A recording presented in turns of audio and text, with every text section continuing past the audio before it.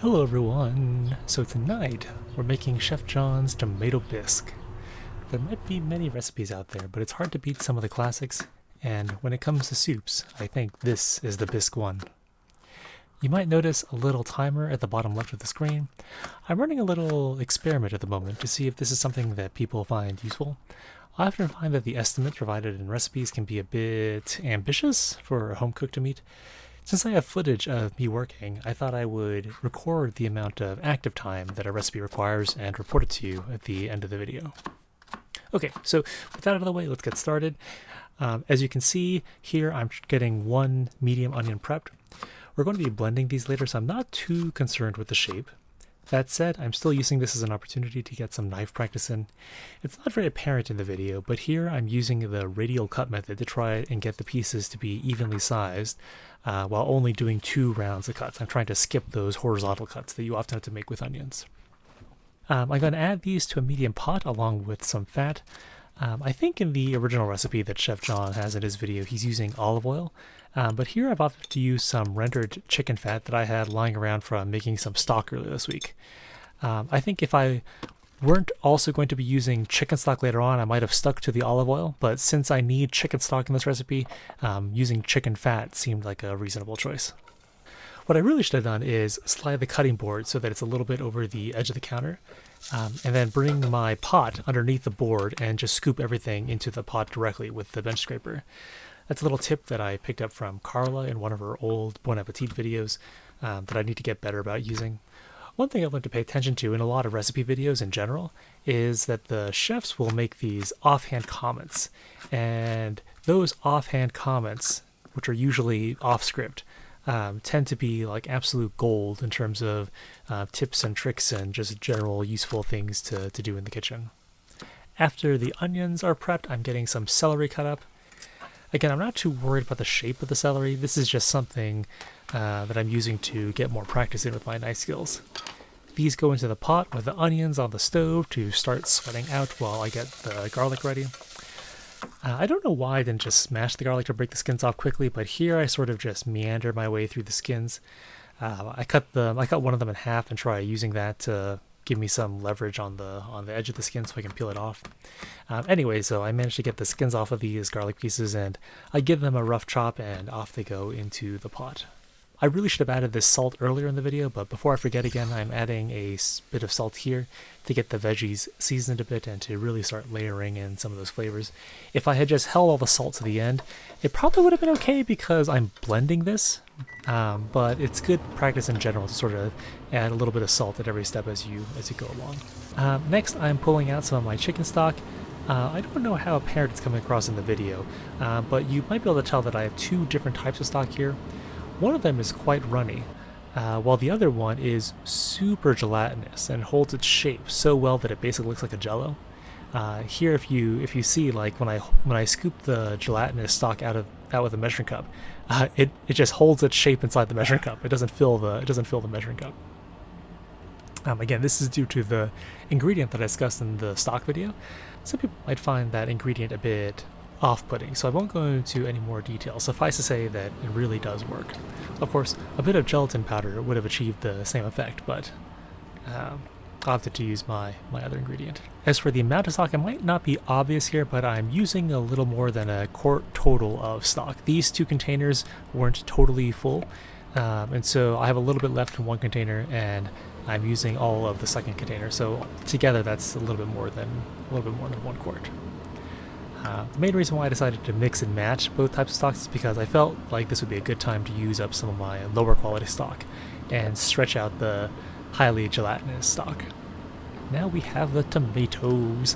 I'm using a knockoff diced San Marzano tomato. I say knockoff just to acknowledge the fact that these aren't really San Marzano tomatoes. San Marzano tomatoes are, in order to be called a San Marzano tomato, it has to be a specific species of tomato that is grown in a specific region of Italy. These tomatoes are the right species, they're just grown in a different area, and if I'm honest, I think these tomatoes work perfectly fine, especially in a recipe where the tomatoes are just going to be like one thing in a larger group of ingredients. If we were making a dish that only required 2 or 3 ingredients, I might be a bit more picky, but I think this is fine here. Once I got most of the tomatoes, I'm adding a bit of water to the can and sloshing it around a bit to free up the last little bits of tomatoes from the sides of the can. After a quick stir to get everything incorporated, I'm just going to let these things come up to a simmer on the stove. Here I'm adding in the herbs and the spices. Besides pepper, the most important ingredient here is the paprika. I really should have been using a smoked paprika, but all I had on hand was a regular non-smoked paprika. The paprika is adding color and flavor and just a little bit of heat. If I'd had a smoked paprika on hand, the color would have been a much deeper red. I personally prefer my bisque to be a bit hotter. Paprika is not a super hot spice in general, so I'm adding some paprika here, but I'll also be adding a little bit of cayenne later on once we are deeper into the recipe.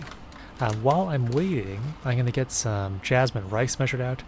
Any long grain rice should work for this, but I tend to have jasmine rice on hand for other recipes as well. If I'm honest, I also can't name any other type of long grain rice off the top of my head, so there's also that.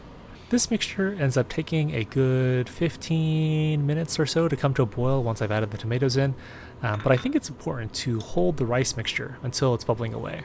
In theory, I might have been able to add the rice in earlier, but the rice is really the controlling ingredient here, and we need the rice to become fully cooked before we can move on to the next step. If I just added in the rice when I added the tomatoes, it would be a little bit harder to judge when the rice is done.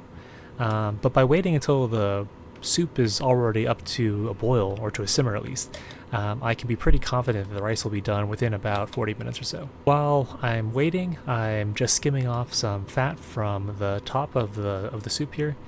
And when it finally does come up to a boil, I start that 40-minute timer and I check back in here in a little bit. Okay, about 40 minutes have passed and I'm checking the rice for doneness. Basically, I'm just crushing a couple grains of rice in a spoon to see if there's any resistance. I'm also taste testing here for both salinity and sweetness. My chicken stock was unsalted, right? So even though I added some salt to the vegetables, I know that I need to add a decent amount of salt just because of the sheer volume of liquid and material that we added to this. I also take this time here to add that shake of cayenne that I alluded to.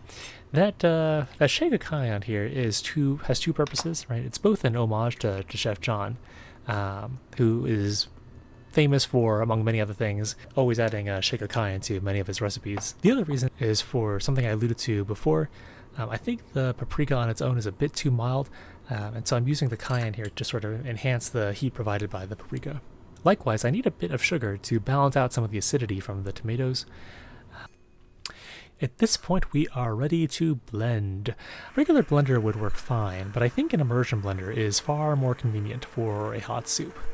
Trying to ladle soup into the blender is already tricky, but in this case, I'm not even sure if the blender could hold this much soup at once. And if it can't, that would mean that I would have to shuffle the soup between two different pots to get everything blended, and that just seems like a huge hassle. With an immersion blender, I can just do it in the pot directly. I've generally found that as long as the pot isn't too wide, we can get a vortex going, and with a vortex we can get a nice smooth consistency just by running the immersion blender for a little bit of time. After everything has been blended, I'm adding in a 1/4 cup of heavy cream. Note that I'm not tossing the cup into the sink just yet. There's a little bit of cream on the edges of the cup, and that'll kind of pool at the bottom of the cup while it's sitting off to the side.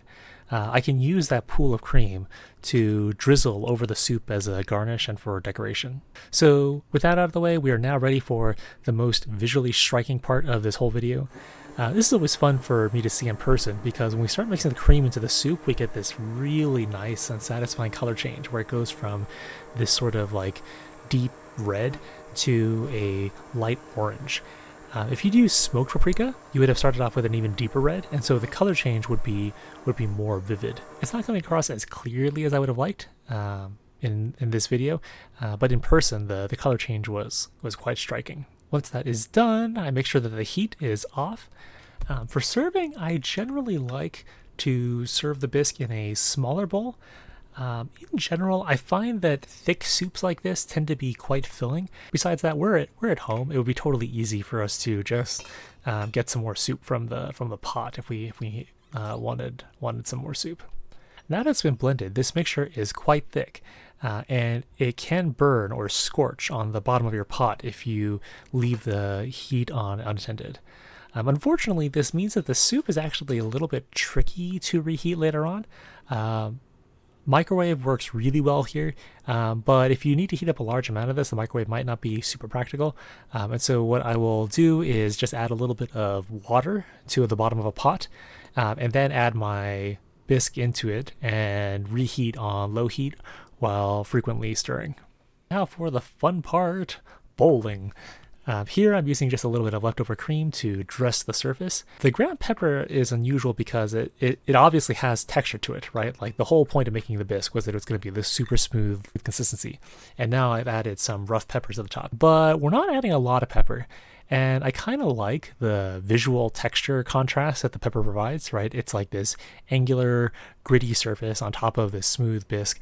It creates a little bit of light play with the different colors, with the black pepper on the red bisque and the white cream. There's all sorts of things that are kind of happening here. Plus, I think the pepper will really kind of just disappear once the soup is stirred even a little bit, and it won't really be noticed until you get to the end of the soup. And then I'm gonna use a little bit of olive oil to just add some more circles, more dots to the top of the soup.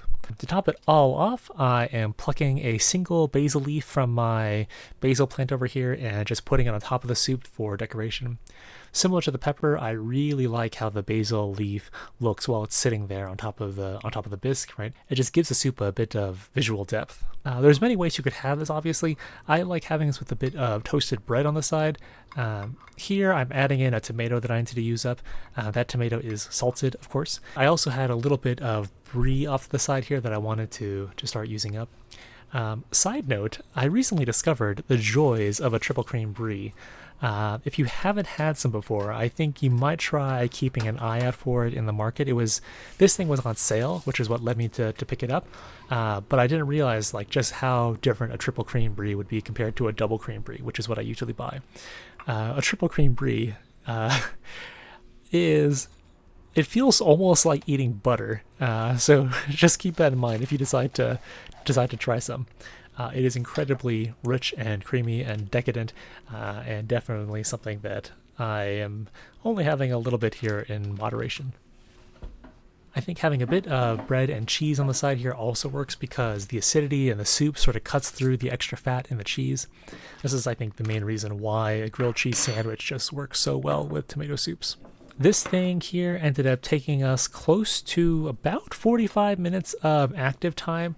I might have been able to speed it up just a little bit. I think the biggest time that felt sort of unproductive was when I was waiting for the soup to come up to a boil so that I could add the rice. I used that time to do other things, like get some dishes done and to clean up the kitchen while I was waiting. But that was something that ate up a lot of the active time here. As for the soup itself, there's something that's just so comforting about it. It's silky smooth due to the blender, while the acid from the tomatoes and the richness from the cream and the warmth from the spices all sort of round each other out and complement each other so well. In total, I think this recipe ended up taking close to like an hour and a half or so to make. So about half of that was active time, work time, and the other half of that was just waiting for the rice to become fully cooked. And so that is Chef John's tomato bisque recipe. With that, I will see you all around next time.